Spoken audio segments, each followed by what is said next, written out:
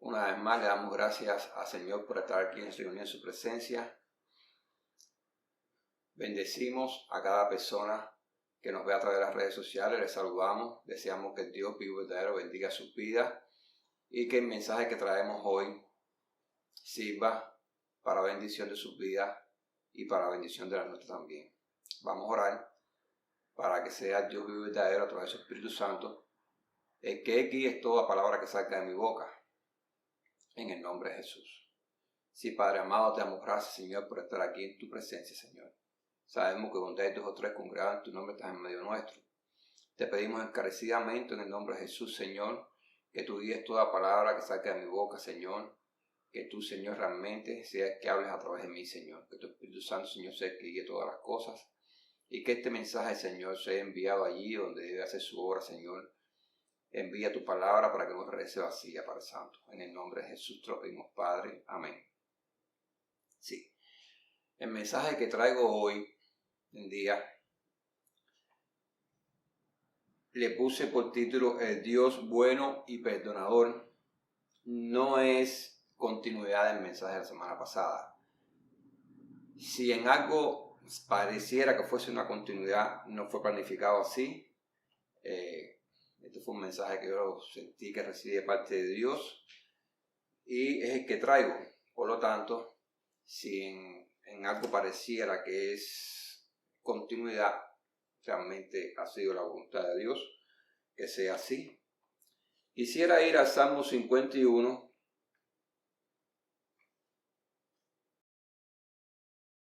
El Salmo 51 es un salmo extremadamente poderoso, porque aunque en ese salmo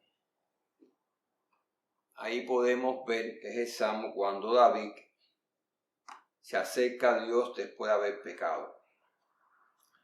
El pecado de David, un hombre de Dios, un hombre que tenía según Dios un corazón para Dios, por eso Dios lo escogió por rey después que se echa Saúl, porque Saúl se volvió desobediente a Dios. Y Dios no podía tener como líder de su nación a un rey desobediente, que hiciera lo que él quería y que se guiara más por la voz de los hombres que por la voz de Dios. Aquí hay un peligro. Toda cabeza que debe dirigir, si se guía más por la voz de los hombres, llámense estos hombres, padre, madre, hermano, vecino, amigo, si se guían más por la voz de los hombres que la voz de Dios, es un peligro, porque como cabeza él dirige. Y si él se guía por un consejo errado, que va completamente en contra de lo que Dios quiere y establece, o si se guía por una palabra que lo aparta del propósito que Dios tiene para su vida, pues entonces ya ese líder como tal está en rebeldía, en desobediencia y no está haciendo la voluntad de Dios. Corre el peligro de ser desechado como fue desechado Saúl. Pero este rey, Dios lo escogió porque tenía un corazón para Dios. Estaba inclinado siempre a hacer la voluntad de Dios. Es el rey David. Pero aún siendo un hombre que tenía un corazón para Dios, cierta vez se descuidó y cayó en pecado. Aquí se habla mucho del pecado de David, que hablan de que el pecado de David fue un pecado de adulterio, fornicación. No solamente fue un pecado de adulterio y fornicación. Si vamos a la Biblia, estudiamos la Biblia, vamos a ver que hubo más cosas. Ahí sucedieron más cosas que realmente no solamente fue adulterio y fornicación. Ahí hubo infidelidad a Dios, ahí hubo traición, por cuanto si leemos la Biblia, estudiamos la Biblia, vamos a ver que Urías Eteo no era cualquier hombre. Urías Eteo pertenecía a los valientes de David, a aquellos hombres que daban su vida por el rey, que Dios los envió y los designó a ese rey para que lo apoyaran en todas las cosas. Esos valientes pertenecían.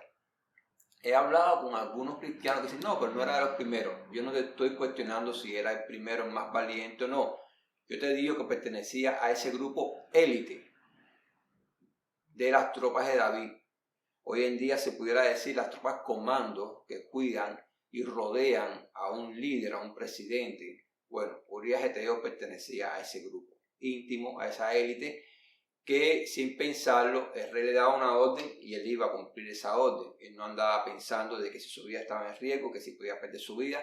Ellos estaban dispuestos en todo momento a dar su vida por el rey. Eran los valientes, valientes que podían luchar contra muchos y vencer, pero que al mismo tiempo eran hombres de carne y hueso que no eran invencibles, y que si lo ponías en un lugar de extremo riesgo, como David mandó a poner a Urías Eteo para que lo mataran, porque él había adulterado con la mujer, su mujer había fornicado con la mujer de Urías Eteo, y ésta había concebido un hijo de David, y David, tratando de tapar su pecado, pues manda a poner a Urías Eteo en el lugar más recio, el más fuerte de la batalla, y al mismo tiempo dejarlo sin apoyo, es decir, para que el enemigo avanzara contra él y lo matara. Esas fueron las órdenes de David. Entonces, ahí hubo mucho más que adulterio, ahí hubo mucho más que fornicación, ahí hubo traición, un acto de traición que Dios no vio bien. Por eso manda a Natán el profeta, donde está él, y lo confronta. David, como hombre de Dios, se comportó completamente diferente a Saúl. David se humilló, se arrepintió y se humilló. Por eso alcanza el perdón de Dios. En medio de este proceso que pasa, él escribe este salmo, que es el Salmo 51. Dice a partir del versículo 1: ten piedad de mí, oh Dios, conforme a tu misericordia. Conforme a la multitud de tus piedades, borra mis rebeliones. Lávame más y más de mi maldad y límpiame de mi pecado, porque yo reconozco mis rebeliones y mi pecado está siempre delante de mí. Contra ti solo he pecado, y he hecho lo malo delante de tus ojos, para que seas reconocido justo en tu palabra y tenido por puro en tu juicio. He aquí en maldad he sido formado, y en pecado me concibió mi madre. He aquí tú amas la verdad en lo íntimo, y en lo secreto me has hecho comprender sabiduría. Purifícame con hisopo, y seré limpio. Lávame, y seré más blanco que la nieve. Hazme oír gozo y alegría, y se recrearán los huesos que has abatido. Esconde tu rostro de mis pecados y borra todas mis maldades. Crea en mí, oh Dios, un corazón limpio y renueva un espíritu recto dentro de mí. No me eches de delante de ti y no quites de mí tu Santo Espíritu. Vuélveme el gozo de tu salvación y espíritu noble me sustente.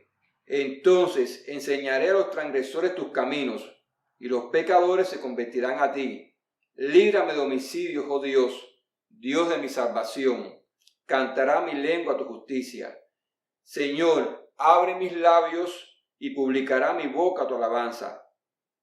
Porque no quieres sacrificios, que yo lo daría, no quieres holocausto. Los sacrificios de Dios son el espíritu quebrantado. Al corazón contrito y humillado no despreciarás tú, oh Dios. Haz bien con tu benevolencia Sión. Edifica los muros de Jerusalén. Entonces te agradarán los sacrificios de justicia, el holocausto u ofrenda del todo quemada. Entonces ofrecerán becerros sobre tu altar.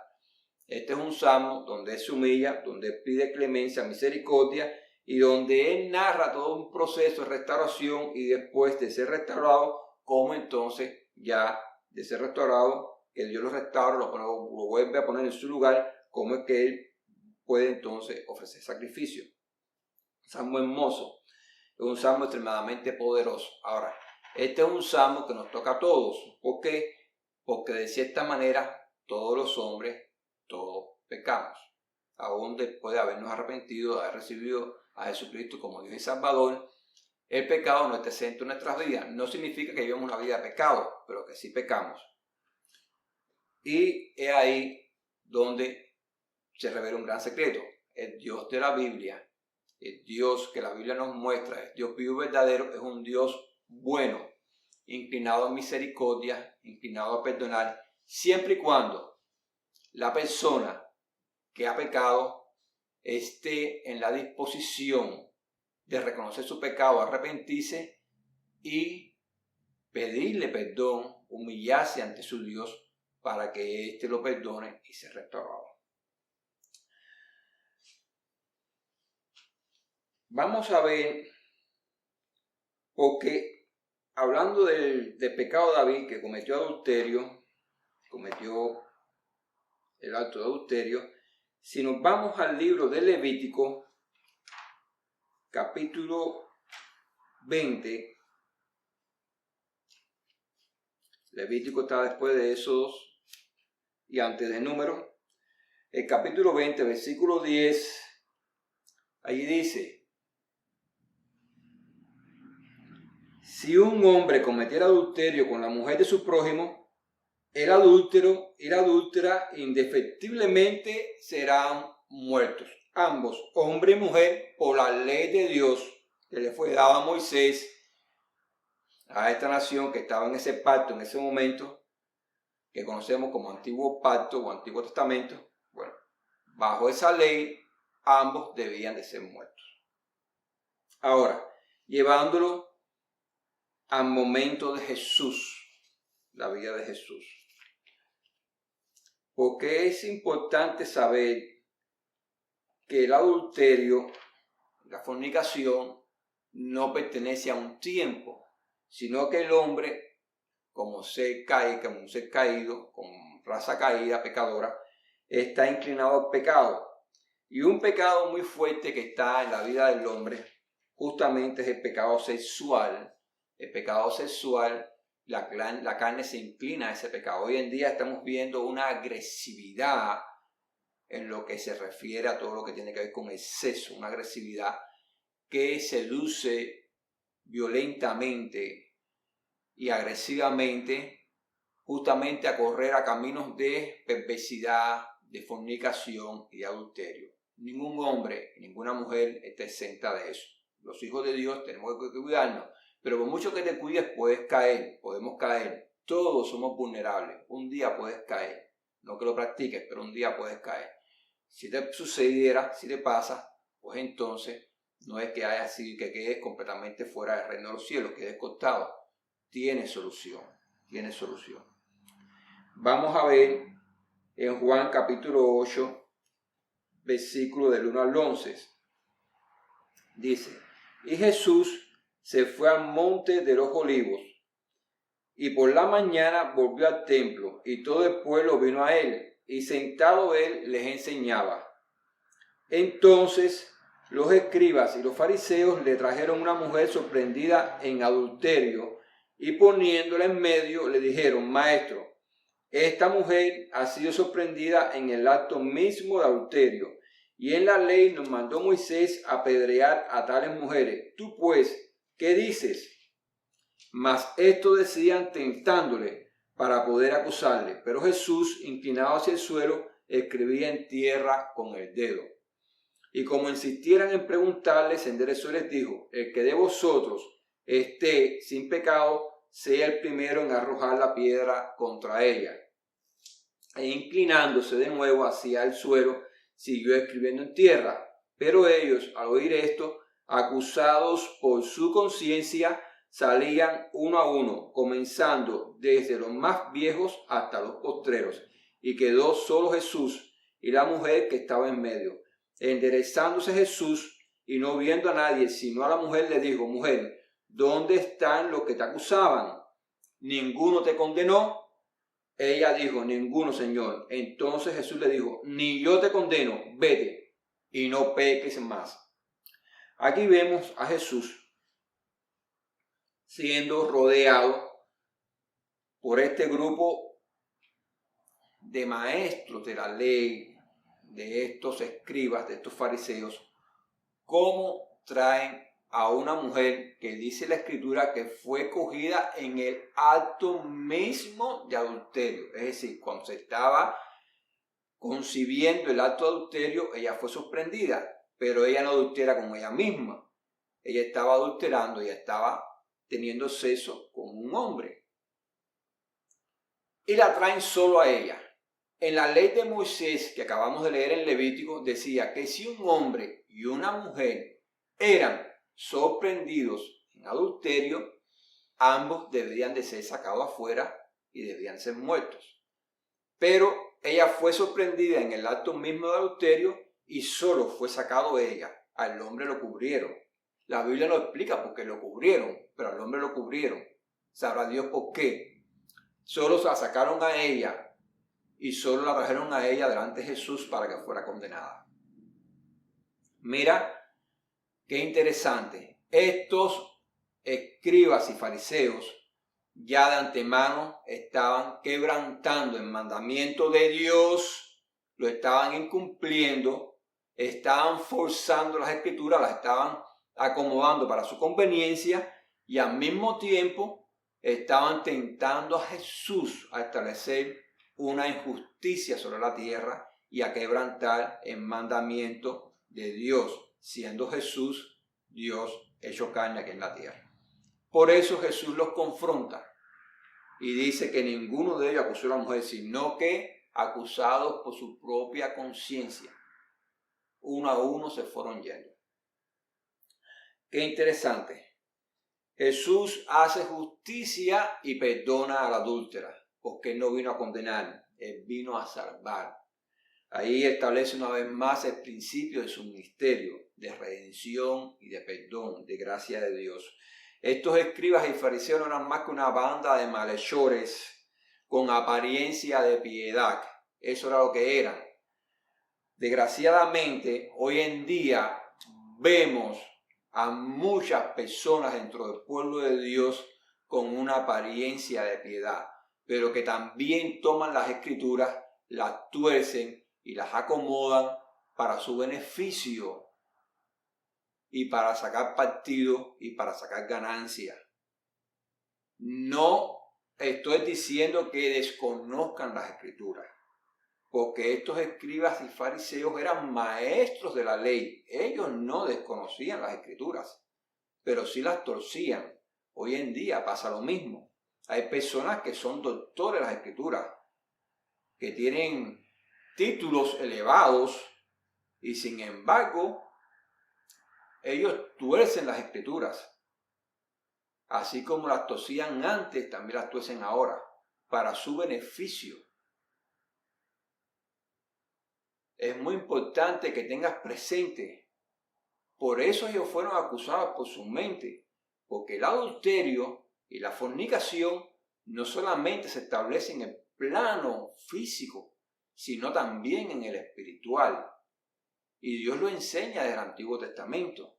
Entonces, toda persona que camina torcido tiene un fondo espiritual que aunque otras personas no conozcan porque Él establece una apariencia de piedad, Dios sí lo conoce y Dios sí lo ve porque nadie puede engañar a Dios. Hay que tener eso en cuenta. Estas personas eran unos religiosos con apariencia de piedad. Quiero que tengan bien en cuenta eso. Toda persona que establece un juicio injusto en el reino de los cielos, que acomoda las escrituras, que las tuece y que las pone a su favor, esa persona es un religioso con apariencia de piedad. Un religioso. Un religioso es una persona que opera en tiniebla, bajo una atmósfera de tiniebla. Por eso se establece injusticia como la que deberían establecer con esta mujer, quebrantando el mandamiento que Dios le dio a Moisés, porque ellos no lo estaban cumpliendo, ellos lo estaban quebrantando. En Primera de Reyes, capítulo 18, versículo 20.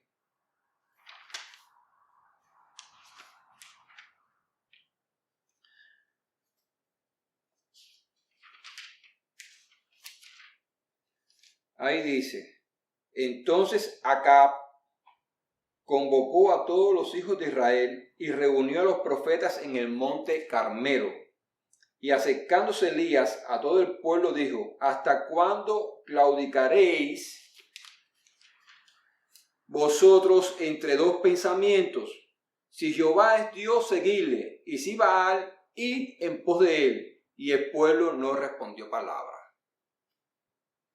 Figúrate, aquí vemos a un pueblo que no respondió palabra, porque estaba claudicando entre dos pensamientos. Esta es la típica situación en la que una persona se encuentra tratando constantemente de recibir, de beneficiarse de las bendiciones que le da el diablo y de las bendiciones que le da Dios. Está claudicando entre dos pensamientos. El diablo me ofrece bendiciones, las tomo. Son buenas para mi vida. Y al mismo tiempo le pido a Dios que me bendiga. Y está claudicando entre dos pensamientos. Pero así como en aquel tiempo Dios desechaba a estas personas que hacían esto porque estaban en fornicación espiritual, estaban en adulterio espiritual, y es un gran acto de abominación delante de Dios decir que eres pueblo de Dios e ir en pos de ídolos, e ir en pos de espíritus engañadores que están en la iglesia, demoníacos, que te dejan seducir, que te compran, y postrarte delante de ellos. Es igual que postrarse delante de una estatua y servirles para obtener beneficios, para obtener ganancias, para obtener comodidades, para estar bien en la tierra, supuestamente bien, porque está, y al mismo tiempo tiene una apariencia de piedad entre los hombres. Te lo puedes apoyar con estudio, lo puedes apoyar con título, lo puedes apoyar con una vida que aparentemente sea de una extrema santidad, pero Dios sabe cómo está tu corazón. ¿Sí? Hay que tener mucho cuidado porque Dios sabe realmente cómo tú estás delante de él. Cuando una persona camina así, cuando varias personas caminan así, están caminando erradamente delante de Dios y se han apartado de su presencia. Aunque digan que no, su actitud y sus decisiones lo han apartado de su presencia. ¿Por qué? Porque ellos mismos se han apartado. Ellos han tomado decisiones que se han apartado de Dios. Como la tomaron estas personas que en aquel tiempo eran pueblo de Dios. Y viene un profeta y los encara de parte de Dios. ¿Hasta cuándo ustedes van a estar entre dos pensamientos, entre dos aguas? ¿Hasta cuándo? Si Dios es el Dios vivo y verdadero, servirle a él. Te está diciendo, en otras palabras, arrepiéntete, sale de donde estabas y regresa a tu Dios, que es el Dios vivo y verdadero. No sirvan más a las tinieblas, no sean más un instrumento en las manos de Satanás. No operes más bajo una atmósfera de tiniebla, de mentira y de muerte. Ven al Dios vivo y verdadero y opera bajo la bendición de Dios. Opera en la verdad, opera en la vida que Dios establece que da. Opera ahí, no operen más en las tinieblas. Porque cuando tú vienes a las tinieblas a recibir bendición de las tinieblas, entonces estás operando bajo una atmósfera de tinieblas y estás siendo un instrumento en las manos del diablo. En Ezequiel, capítulo 23,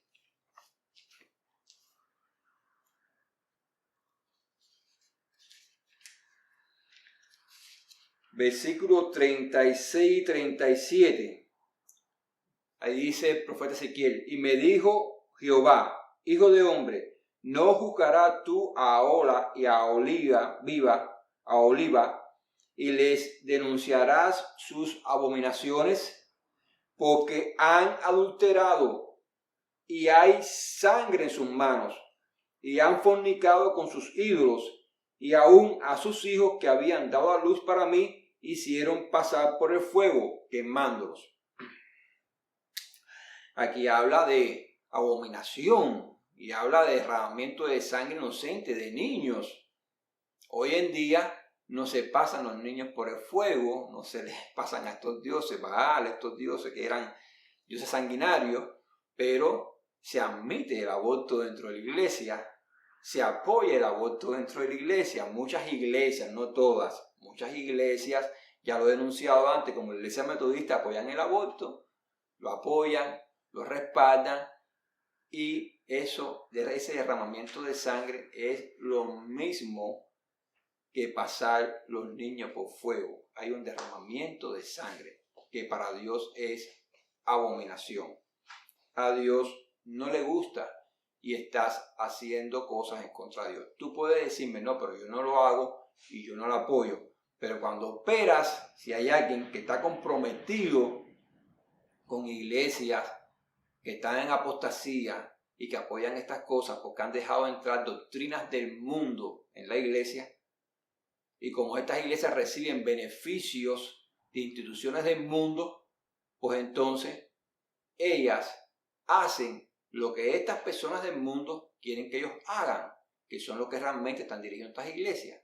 Ellos tienen una apariencia, una aparente dirección, cuando realmente esta dirección, esta cúpula directiva que está arriba, está siendo dirigida por gente de afuera, que son hijos de Satanás el diablo. Son instrumentos del diablo completamente. Y ellos, por pactar con esta gente, por recibir beneficios, pues entonces también se han convertido en instrumentos del diablo. Entonces, el que calla o toca. Si tú no denuncias y tú respaldas y tú dejas que este movimiento avance, pues te conviertes en parte del movimiento. Si tú no le enseñas al pueblo, porque si le enseño al pueblo, entonces me van a quitar, por ejemplo, en caso de los líderes, de los ministros, de los pastores. Si tú no le enseñas al pueblo, porque si le enseño al pueblo, corres riesgo de perder la posición que yo tengo como ministro, como pastor, y me van a remover y voy a perder los beneficios que tengo hasta el momento como ministro, como pastor, pues entonces te conviertes en parte de esta mentira, te conviertes en parte de esta maldad, te conviertes en parte de esta impiedad, operas bajo este espíritu de mentira, operas bajo este espíritu de tinieblas. Lo estás haciendo aunque diga que no. No es de Dios que todos los domingos te pares y le digas al pueblo de Dios. He escuchado mucho estos mensajes en diferentes iglesias. Qué lindo está el pueblo, qué bonito el pueblo, que Dios los bendiga, que lindo se ven, sonrían, Dios te ama. Y da un mensaje de amor, todo es amor, recogen y váyanse para sus casas. Y todo sigue igual y dejan que entonces de que toda esta apostasía avance, se establezca y destruya con impiedad, no solamente fuera del pueblo de Dios, sino también dentro del pueblo de Dios.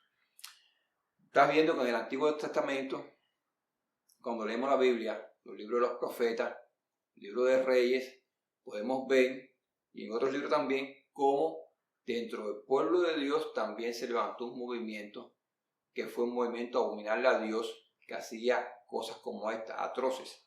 Es el mismo diablo. Te quiero decir una cosa. Desde el principio, Dios uno es, el único Dios, y el diablo es el mismo diablo, aunque se disfrace, porque él se transfigura, y se ponga detrás de un ídolo o se ponga detrás de otro ídolo, es el mismo diablo. Lo único que él adopta diferentes apariencias para engañar, pero es el mismo diablo que engaña y que miente, porque su objetivo es este, apartarte de Dios y llevarte en contra de todo lo que Dios levanta como justo y verdadero. Por lo tanto, podemos ver ahí que la fornicación no solamente es física, también es espiritual, y Dios aborrece tanto la una como la otra. Es más, Dios aborrece más la espiritual que la física, porque la espiritual hace más daño que la física. Las dos hacen daño, las otras están de Dios, pero la espiritual es una abominación completamente a Dios. Y las dos hacen daño. Cuidado con la fornicación, porque muchas personas después que fornican, para arreglar la situación y que las personas lo sigan viendo como una persona buena y decente, a ellos, a sus hijos, etcétera, etcétera, y que nosotros somos una familia de bien, lo que hacen a ocultas de las personas, pero no a ocultas de Dios, es llevar a la hija a una clínica de aborto para que aborte y que nadie se dé cuenta que la niña quedó embarazada fuera del matrimonio. Te convertiste en un asesino y te tienes que arrepentir de eso. Derramaste sangre inocente y te tienes que arrepentir de eso, porque es un pecado grave delante de Dios y Dios lo abomina grandemente, porque Él es el Dios de la vida, Él es el que da la vida y tú no eres nadie para pagar la vida que Dios da. En Apocalipsis 2:20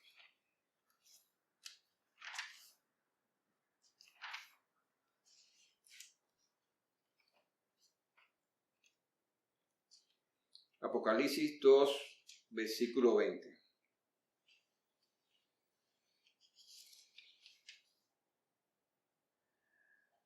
Allí dice: pero tengo unas pocas cosas contra ti, que toleras que esa mujer Jezabel, que se dice profetiza, enseñe y seduzca a mis siervos a fornicar y a comer cosas sacrificadas a los ídolos. El espíritu de Jezabel es un espíritu que seduce, es un espíritu muy fuerte. Y seduce a que dice a los hijos de Dios, porque siempre que se habla de Jezabel, se mira a la figura femenina. No, esa mujer no es Jezabel. No, el espíritu de Jezabel engaña lo mismo a mujeres que a hombres. Ambos pueden estar bajo un espíritu de Jezabel.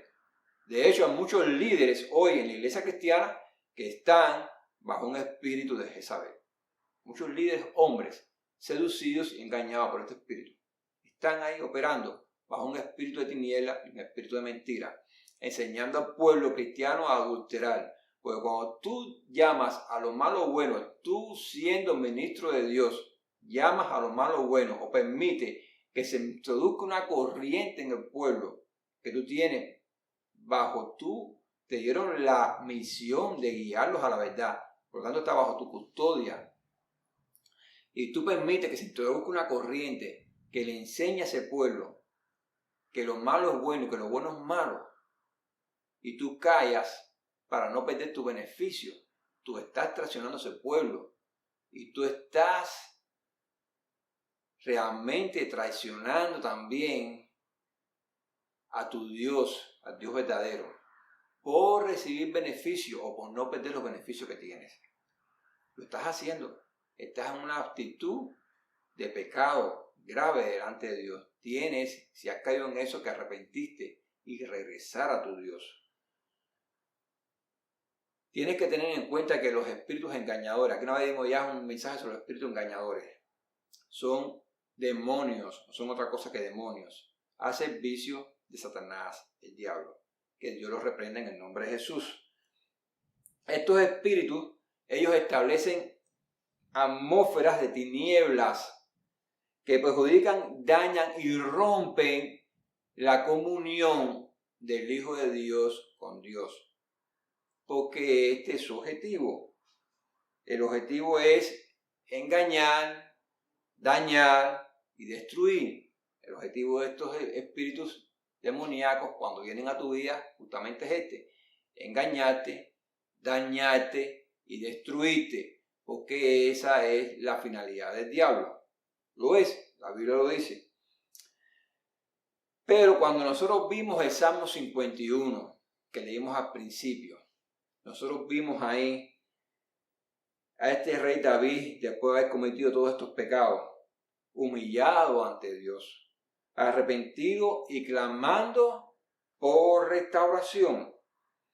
Ahí vemos a este hombre que tenía un corazón para Dios, que él reconoció que se equivocó. Él no se puso en esa bobería porque yo soy el rey David, porque yo soy el ungido de Dios, porque yo soy el que Dios seleccionó para sustituir a Saúl, que era un rebelde, porque yo soy el que Dios bendijo para derrotar a gigantes, porque Dios me ha guiado a poder ganar muchas batallas. Él no se puso en esa bobería. Él vino simplemente y se humilló delante de Dios como un hombre más y reconoció su culpa y su pecado.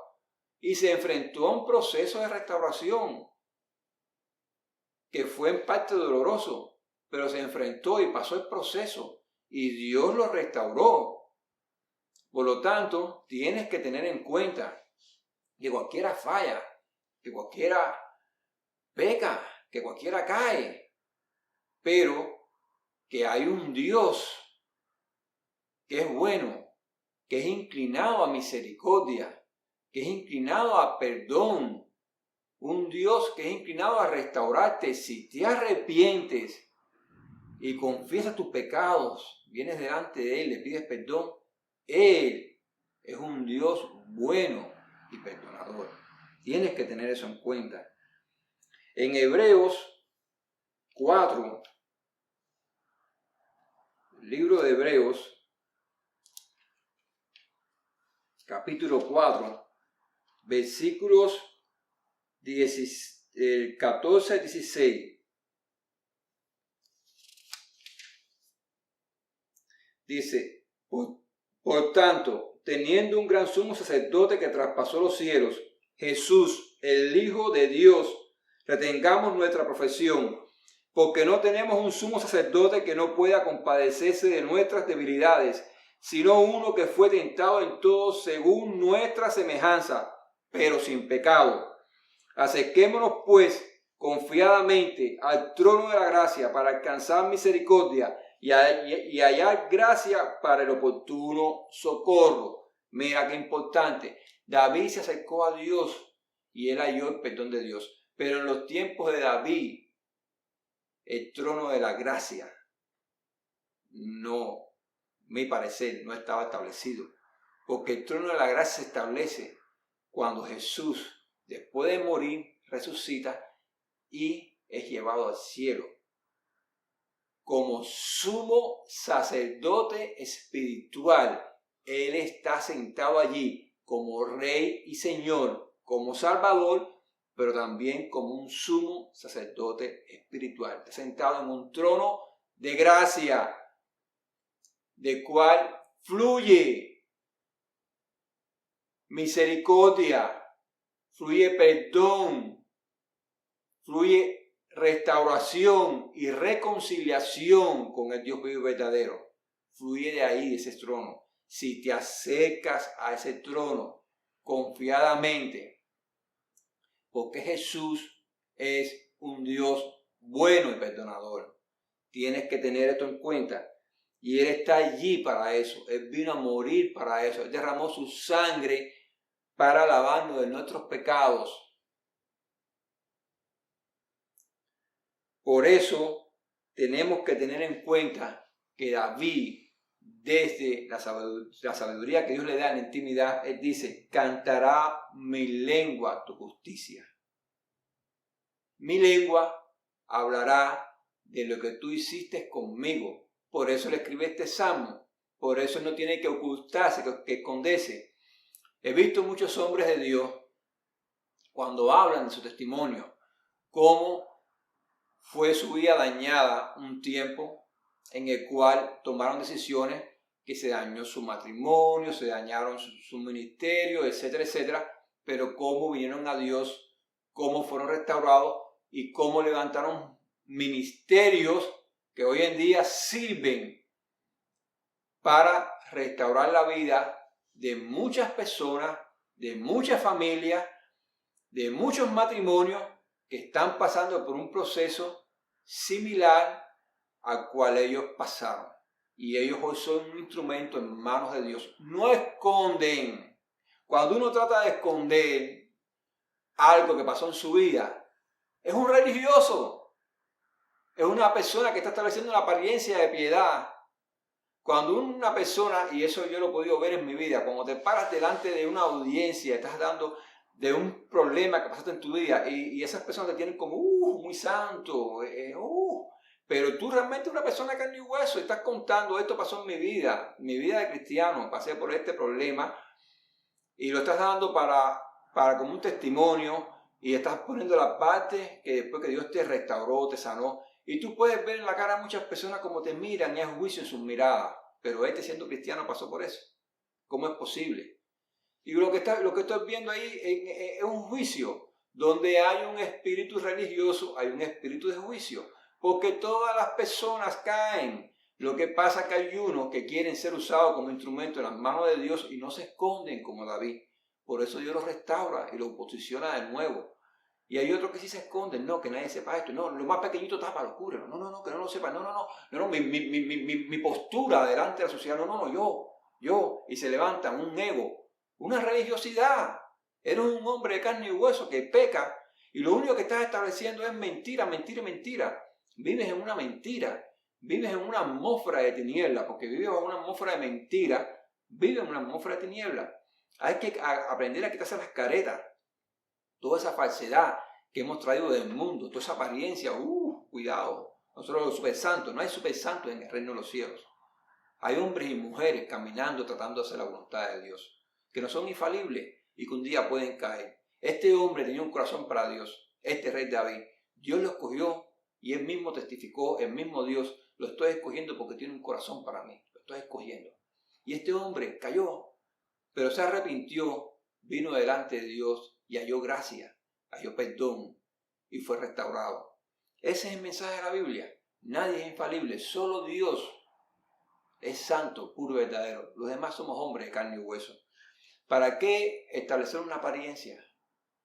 La realidad es que lo que Dios está buscando en nosotros es un corazón contrito y humillado, que sepa reconocer sus errores y que si puede servir como un instrumento mañana para restaurar una vida, para salvar una vida, un matrimonio, una familia, hazlo. Tu testimonio de restauración después de haber pasado por un proceso es un gran instrumento en las manos de Dios para que muchas personas también puedan ser sanados y restaurados. Dios es bueno y misericordioso. Él siempre está inclinado a la restauración. Quiero que sepas esto. No importa en lo que hayas caído, siempre y cuando, como dice la Biblia, no sea una blasfemia en contra del Espíritu Santo. Dice que todo pecado será perdonado, lo dijo Jesús, menos la blasfemia en contra del Espíritu Santo. No importa donde hayas caído o donde estés, a donde te hayas dejado arrastrar, por lo que te hayas dejado seducir, por lo que te hayas dejado comprar. Si tú tienes en tu corazón realmente el volver a caminar con tu Señor y Salvador, como lo hiciste al principio cuando lo conociste, si tú quieres reconciliarte con Él, si tú quieres volver a tener con Él una comunión, ven delante de Él, arrepiéntete. Mira, Apocalipsis 3:20, con este versículo termino, dice el mismo Espíritu del Mesías, dice, he aquí, yo estoy a la puerta y llamo.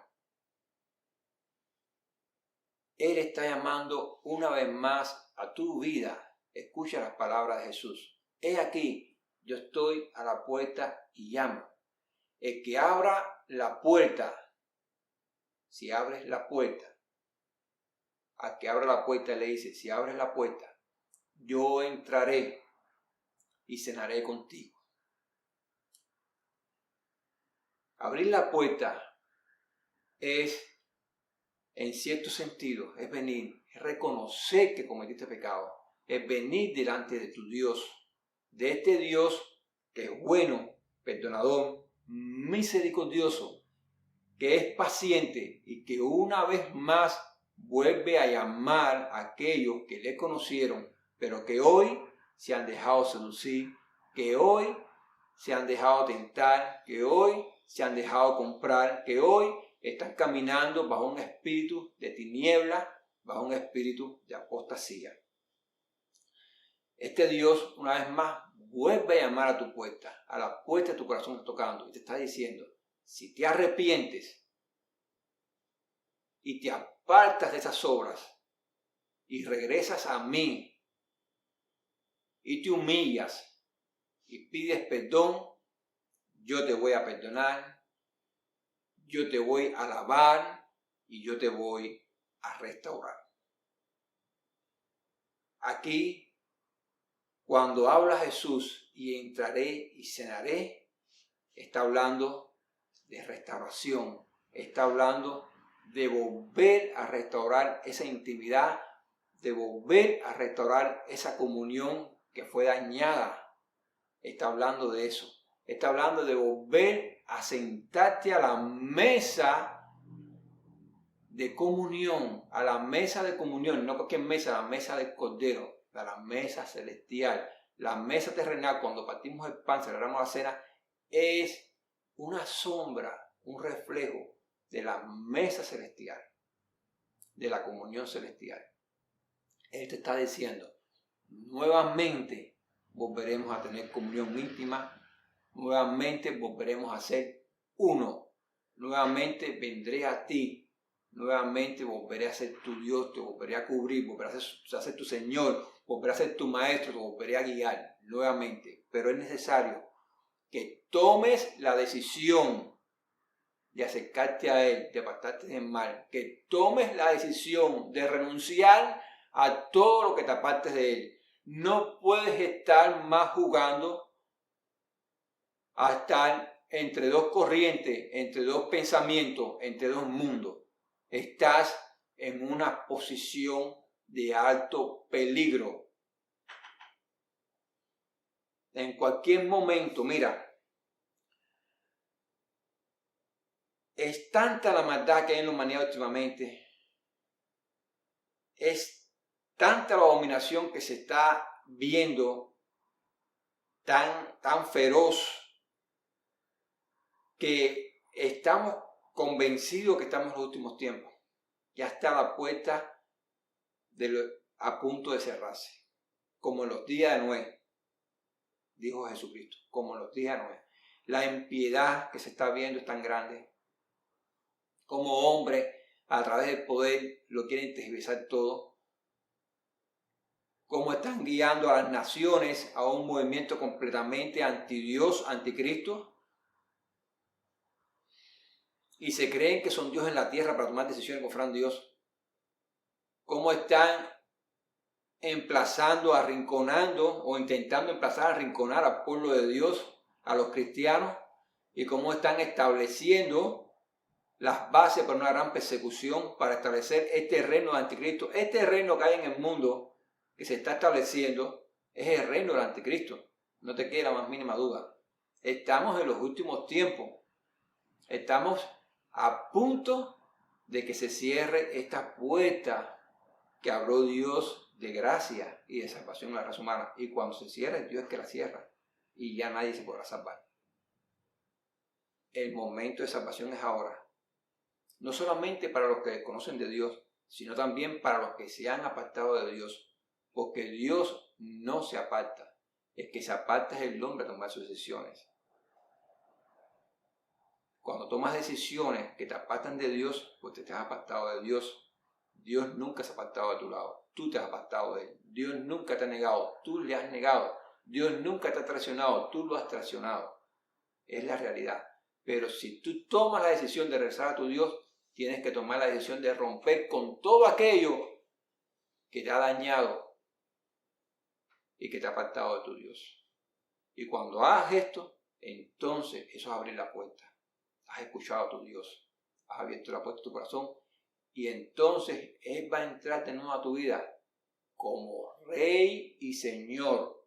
Porque Jesús es Rey y Señor. Y así Él quiere reinar en tu vida y en tu corazón. Tienes que tener eso en cuenta. Si estás escuchando este mensaje, no es casualidad. Ha sido la voluntad de Dios que lo escuche. Esperamos que si tú eres de las personas que has comprometido tu ministerio, has comprometido tu comunión con Dios, tomando decisiones que te apartan de Dios y que contaminan tu vida espiritual, pues que entonces, de una manera sabia ahora, reflexiones y tomes una decisión de arrepentirte, de apartarte de todo lo que te aparta de Dios y de regresar al Dios vivo y verdadero. Este Dios que es bueno y perdonador, inclinado a misericordia, a restaurar, a salvar, a perdonar. En el nombre de Jesús te deseamos que tomes esta decisión. Deseamos que realmente logres hallar nuevamente la intimidad con Dios y la comunión con Dios que has perdido. Que nuevamente la bendición de Dios se establezca sobre tu vida.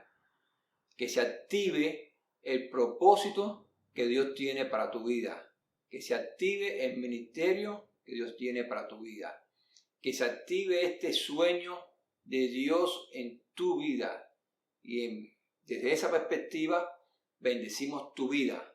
Bendecimos la vida de tu familia, de tus hijos, la vida de tus hijos, la vida de todo aquel que te rodea. Bendecimos la vida de las personas que amas, de las personas que están a tu lado en tu ministerio. Y deseamos en el nombre de Jesús de que todos sean iluminados con la luz de Cristo y de que todos sean guiados a la verdad, de que todos sean guiados a la restauración. en el nombre de Jesús. Amén.